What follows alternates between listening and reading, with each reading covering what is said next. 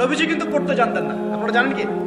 নবী সাল্লাল্লাহু আলাইহি ওয়াসাল্লাম কিন্তু লিখতে পড়তে জানতেন না। আল্লাহ পাক এমন একজন মানুষকে সুবহানাল্লাহ শেষ নবী করেছেন যিনি লিখতে জানতেন না, পড়তে জানতেন, যাতে কাফেররা এই অপবাদ দিতে না পারে তুমি আগের কিতাবগুলো থেকে দেখে দেখে লিখে নিয়ে আসছো।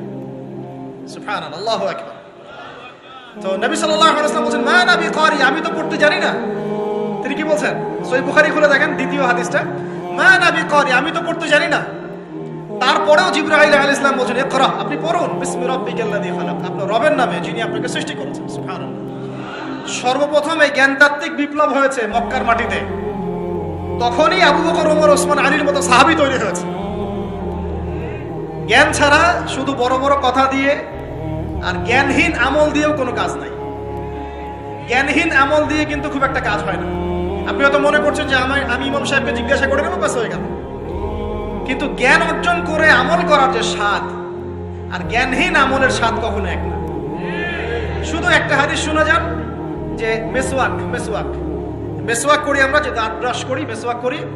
যে ব্যক্তি মেসওয়াক করে এটা আল্লাহর কাছে অনেক বেশি পছন্দের।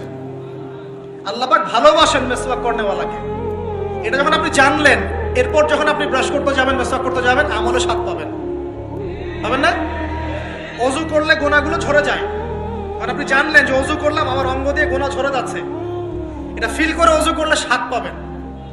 নামাজে দাঁড়িয়ে আছেন, নামাজের প্রত্যেকটা শব্দ যদি আস্তে আস্তে পড়েন, ধীরে ধীরে অর্থগুলো বোঝার চেষ্টা করেন, নামাজে স্বাদ পাবেন।